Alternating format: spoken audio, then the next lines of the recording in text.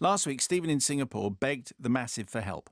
A man, possibly in his 70s with bouffant hair, wearing bride nylon paisley, living in a posh or stately home, somehow kills or doesn't kill someone who was then buried in a graveyard. Several pictures on the staircase. He started noticing that the pictures on the stairs changed to show the murdered person's grave. Mr. Bride Nylon has a heart attack, etc., etc. Literally dozens of people, but also the aforementioned writer of Guillermo del Toro's Hellboy, who we've already mentioned, but Peter Briggs is going to get another mention. Is he? Because he sold it along with everybody else. Okay. I was listening to the podcast Conundrum from this week and immediately got it. I was surprised. Oh, well, why don't you come and do this job then? I was surprised. Why don't you come and review the Michael Bay film out next week, since you're so clever? It was indeed a creaky anthology movie, this time the 1969 TV pilot to Rod Sterling's Night Gallery series, which had Sterling playing an art gallery curator who introduces a variety of paintings from which the stories in the show are then spun off. Okay. The first Boris Sagal.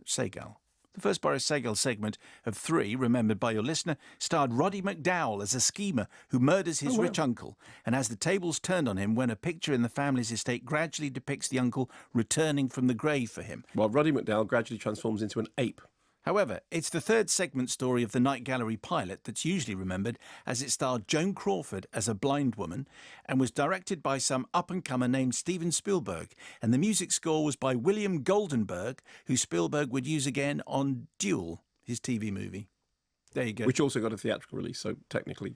So that's Peter Briggs doing that. Anyway, So if you've got something for a we just got a couple of weeks. So we could do your WTF on the penultimate show and then solve it gloriously in a final reel extravaganza on the final show, which is, of course, not the final show.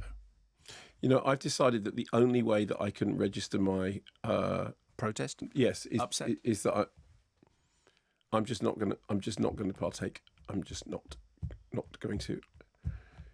We've got a couple of new ones, Mark. Yes. As it's the podcast, we've got to look at the clock. We've got loads of time, so we can really, really go to town on this. Okay, good. WTF. You ready? Yeah. Firstly, thank you for the... Who's this? Oh, Steve. Thank you for the years of quality entertainment and for accompanying me on many a long walk. Secondly, and perhaps most importantly, I've been itching to get in touch ever since you launched this fantastic feature, WTF. And I haven't coordinated my efforts until now. I've bugged anyone and everyone with any or no idea of film to no avail.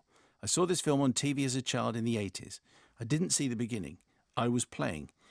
That's why I didn't see the beginning. It's an Arthurian tale, Mark, that caught my attention. Yeah. And the overriding memory is in the final scene, 2 knights return to Camelot from a dying Arthur to discover that the Holy Grail has been in its walls the whole time. Please help. I've lost far too much time and Do it again. friends. Go again from the beginning. Well, all the things I can... Well, so he saw it as a kid on the television in the 80s, okay? Right. Arthurian. 2 knights of Ni, they're not Ni, return to Camelot from a dying Arthur to discover the Holy Grail has been in its walls all along. I mean, who'd have thought? Please help. I've lost far too much sleep and probably friends to this group. What is the film? So, But I mean, the only thing I can think of is Fisher King. It's not Fisher King. it's not The Fisher King. Okay. You're going to give me a list of movies it's not. No, because I don't care. Okay, that's good. I don't want to do this anymore. Maybe we can sort this out by next week. That would be a very lovely thing. Or maybe the week after. Can you help Steve in Leeds? Because Mark don't want to. Don't care. Dave B says, dear soon-to-be dearly departed, except we're not. The film is American, set mostly... This is a completely new one now, Mark. Yeah, okay. So are you paying attention now? 'Cause I am you might paying know attention. this one. Yeah, You might instantly go, Just I looking know up this. the weather on... What? Oh, it's going to be rainy and a bit windy. No, carry on doing the feature that you love so much. It's okay. No, I'm just speaking on behalf of the audience. Mm-hmm. Can I continue? Go ahead. Are you listening? Not really, but... The film is American, set mostly in the 1930s, but with an element of time travel from the present day. It also centres around a murder. The key scene involves a man trying to escape the city he is in by just driving away. He comes across a road closed sign and just drives through it. Soon afterwards, he's confronted with the evidence that his perception of reality is all virtual, as he comes to a point where the rest of his world hasn't actually been drawn and all he can see are green artists' construction lines disappearing off into the black distance in a fashion very similar to early video games. This sounds like a very annoying film. It is apparent that he lives as a character in such a game. I'd be amazed if this doesn't strike a chord with the encyclopedic Dr. Kermode. Kindest regards. Does that strike a chord? Does it strike a chord? No idea. Just listen. What wasn't listening? Tell me a film. Just name a Wasn't film from the listening. past. Casablanca. Okay, it's Casablanca, Dave. Thanks. That's what Mark thinks. If you know anything, you can email mayo@bbc.co.uk. He's the equivalent of, he's gone out on strike, basically. He's going to start picketing the building on his own. People will be saying, why is that Kermode standing outside the BBC? Is it because he's off somewhere? And they'll say, no, he's on strike because he doesn't like the feature.